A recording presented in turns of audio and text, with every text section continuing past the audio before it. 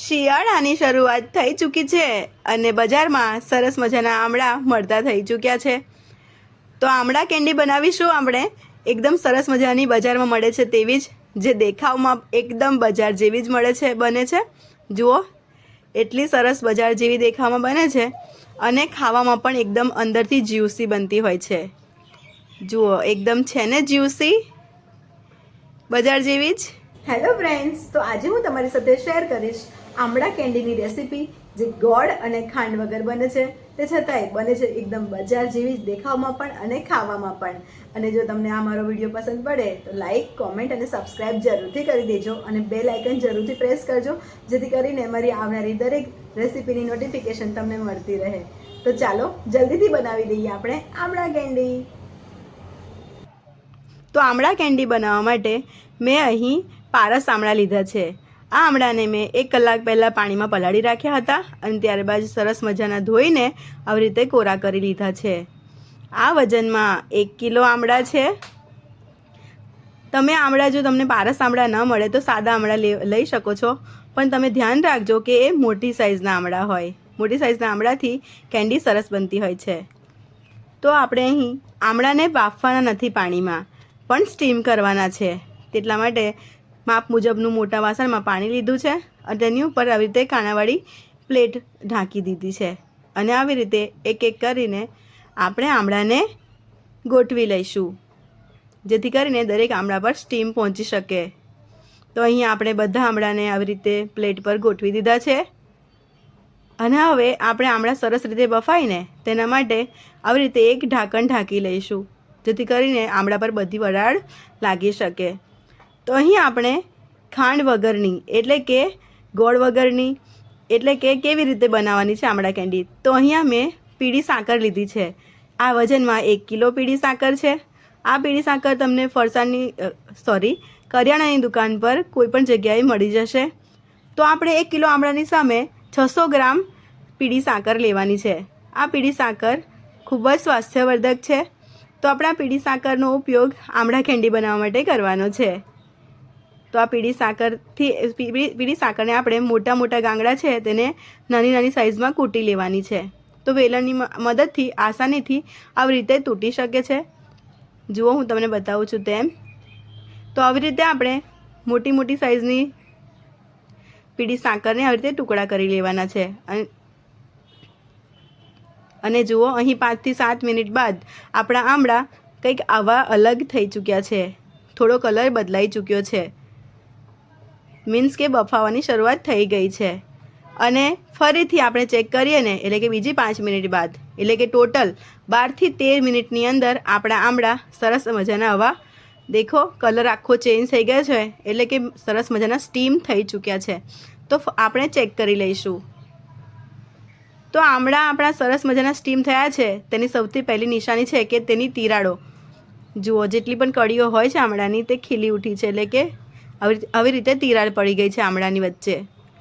અને આપણે એને નાઈફની મદદથી પણ ટેસ્ટ કરી લેવાનો છે, એટલે કે ચપ્પુ આવી રીતે નાખી જોવાનું, તો સરસ બફાઈ ગયા છે એવું સમજાઈ જાય અને આવી રીતે જોઈ લેવાનું।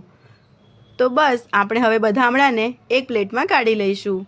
તો આવી રીતે બધા આમળાને પ્લેટમાં કાઢી લીધા બાદ આપણે આમળાને આવી રીતે બીજથી અલગ કરવાના છે। જો આપણા આમળા સારી રીતે સ્ટીમ થયા હશે ને, તો બીજથી સરસ રીતે જલ્દીથી આસાનીથી અલગ થઈ જશે। જેમ તમે જોઈ શકો છો, આમળાની દરેક કળીઓ આવી રીતે એકદમ આસાનીથી ખીલી જશે, એટલે કે નીકળી જશે, છૂટી પડી જશે। અને ફ્રેન્ડ્સ, મને ખબર નથી કે બીજનો ઉપયોગ શું કરવાનો હોય, તો આમળાના બીજનો ઉપયોગ તમે કેવી રીતે કરો છો ને, તે કોમેન્ટમાં જરૂરથી જણાવજો। તો અહીં આપણે આમળાને એક મોટા પહોળા વાસણમાં લઈશું। આ એક પ્લાસ્ટિકનું વાસણ છે।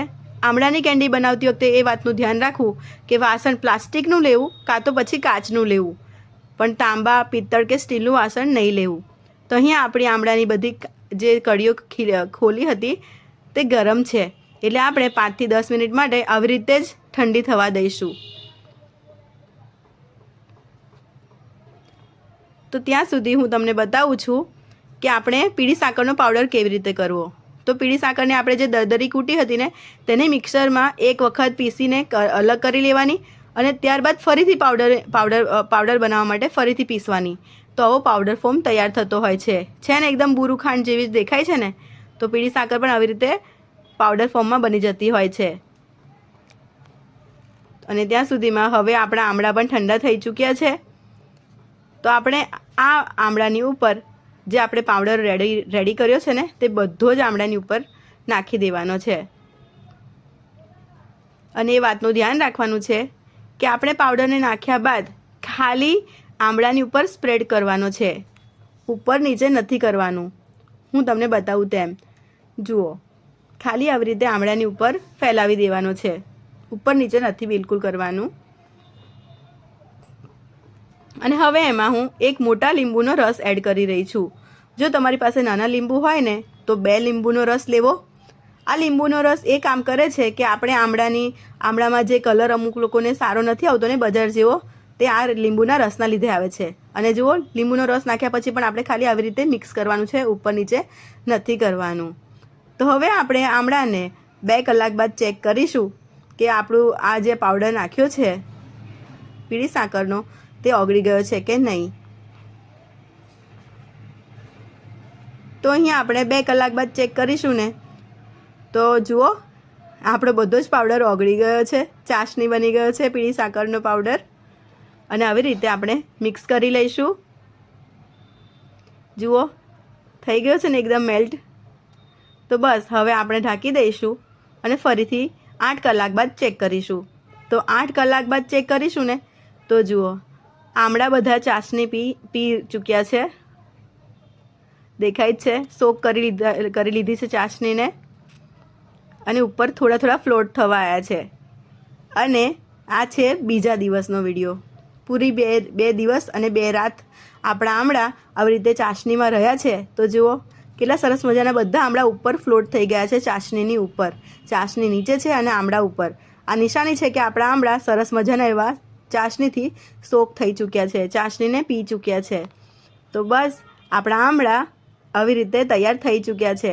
હવે આપણે આમળાને આ ચાસણીથી અલગ કરી દઈશું. તો અહીંયા એક વાસણ લીધું છે મેં, તેની ઉપર ચાળણી લીધી છે. અને હવે આપણે આ ચાસણીને અલગ કરી દેવાની છે. તમે જ્યારે આ ચાસણીનો ઉપયોગ કરવા માંગતા હોય તો આ ચાસણીને તમારે ધીરા તાપે ગરમ કરવાની છે, હલાવતા જઈને ગરમ કરવાની છે. અને જેટલી ચાસણી છે તેનાથી અડધા ભાગનું પાણી રહે તો સમજી લેવાનું કે આપણી ચાસણી તૈયાર છે. અને જ્યારે પણ શરબત પીવાનું મન થાય તો આ સ્વાસ્થ્યવર્ધક શરબત તમે થોડુંક એવું સંચળ મીઠું કાં તો સાદું મીઠું નાખીને પી શકો છો. ખૂબ જ સરસ મજાનો સ્વાદ આવતો હોય છે આ શરબતનો. હું ક્યારેક તમને પૂરો વિડીયો બતાવીશ આ ચાસણીનો શરબત કેવી રીતે બનાવો તે, કેમ કે અહીં વિડીયો લાંબો થઈ જશે. તો જુઓ, અહીં આપણે બધા આમળાને ચાસણીથી અલગ કરી દીધા છે. હવે આપણે આમળાને 10 મિનિટ માટે આવી રીતે સાઈડમાં મૂકી રાખવાના છે, જેથી કરીને બધું જ પાણી આમળામાંથી નીકળી જાય. અને 10 મિનિટ બાદ હવે આપણે આવી રીતે આમળાને એક પ્લેટમાં અલગ કરી લઈશું. જુઓ, બિલકુલ પણ પાણી નથી આમળામાં રહ્યું. હું તમને એક પ્લેટમાં કાઢીને બતાવું. તો આ રાતનો વિડીયો છે એટલા માટે હું અહીં એક કાચની પ્લેટમાં આવી રીતે આમળાને ફેલાવી રહી છું. તો જુઓ, બિલકુલ પણ પાણી નથી રહ્યું ને આમળામાં, એકદમ કોરા છે. તો તમે પણ એ વાતનું ધ્યાન રાખજો કે ચાળણીમાંથી પાણી સરસ મજાનું એવું આમળામાંથી નીકળી જાય. અને આવી રીતે પંખા નીચે મેં રાત્રે ફેલાવ્યા હતા. તો આપણા આમળા સૂકવવા માટે તૈયાર છે. તો હવે હું પંખા નીચે રાખીશ આમળાને એક રાત માટે, અને બીજા દિવસે કૂણા તડકામાં આવી રીતે મેં સૂકવવા મૂકી દીધા છે. તો 12 વાગ્યા સુધીનો તડકો મેં ગેલેરીમાં લગાવ્યો છે આમળાને. તો જુઓ, આપણા આમળા સુકાવાની શરૂઆત થઈ ગઈ છે. દેખાઈ રહ્યા છે ને આપણા આમળા સુકાઈ રહ્યા છે તેમ. તો ફ્રેન્ડ્સ, વધારે તડકામાં આપણા આમળાને સૂકવવાના નથી, વધારે ફૂલ તડકામાં નથી રાખવાના, 12 વાગ્યા સુધીના તડકામાં રાખવાના છે. તો જુઓ, બીજા દિવસે આપણા આમળા આવી રીતે સુકાઈને તૈયાર થઈ ગયા છે. તો 2 દિવસ આપણે તડકામાં આમળાને સૂકવ્યા છે ને, તો આપણા આમળા આવી રીતે રેડી થઈ ગયા છે. ઉપરથી સુકાયેલા અને અંદરથી આવા જ્યુસી હોવા જોઈએ. તો આપણા આમળા સરસ રીતે રેડી થઈ ગયા છે, તે સાબિતી છે. હું તમને ફરી બતાવું. આપણા આમળા ઉપરથી સુકાયેલા હોવા જોઈએ અને અંદરથી જ્યુસી હોવા જોઈએ. પછી આપણે વધારે સૂકવવાના નથી. જુઓ, સુકાયેલા પણ દેખાય છે, એકદમ સફેદ સફેદ સુકાયેલા પણ અંદરથી જ્યુસી છે, પોચા પોચા છે. તો આપણે જે પીળી સાકરનો પાવડર બનાવ્યો હતો ને તે હવે આપણે ઉપર ડસ્ટ કરી લઈશું. તો આ પાવડર વધારે આપણે ડસ્ટિંગ નથી કરવાનો, જરૂર મુજબ થોડોક જ ડસ્ટ કરવાનો છે. અને જો આપણા આમળા સારી રીતે સુકાયા હશે ને તો આ આમળા જેટલી જરૂર છે ને તેટલો જ પાવડરને સોક કરશે, એટલે વધારે પડતો પાવડર પોતે પણ એબ્ઝોર્બ નહીં કરે. જો તમારા આમળા વધારે પડતો પાવડર એબ્ઝોર્બ કરે તો સમજી લેવાનું કે તમારા આમળાને સૂકવવાની હજુ વાર છે, નહીં તો પછી ફંગસ લાગી જશે. હું તમને ફેરવીને બતાવું એટલે સમજી જશો. જુઓ, આપણા આમળા ખાલી હું આવી રીતે ફેલાવું છું ને તો થોડા ઉપર લાગી રહ્યો છે ડસ્ટ, પણ અંદર સોક નથી કરી રહ્યા. મીન્સ કે આમળાની અંદર પાણીનો બિલકુલ ભાગ નથી, બિલકુલ પણ પાણી નથી. જુઓ, નીચે પાવડર છે પણ આમળા પર વધારે પાવડર નથી લાગી રહ્યો. તો સમજી લેવાનું કે આપણા આમળા બહુ સરસ રીતે બજારમાં મળે છે ને તેવા જ બન્યા છે અને અંદર ફૂગ લાગે તેવા નથી રહ્યા. ફંગસ થઈ જતી હોય છે, અમુક લોકોને બગડી જતા હોય છે આમળા. તો જુઓ, આપણા સરસ મજાના આમળા રેડી થઈ ચૂક્યા છે. તમને આ મારી વિડીયો કેવી લાગી, એટલે કે આ રેસીપી કેવી લાગી આમળાની, તો તમે કોમેન્ટમાં જરૂરથી બતાવજો. મળીશું નવા વિડીયોમાં. લવ.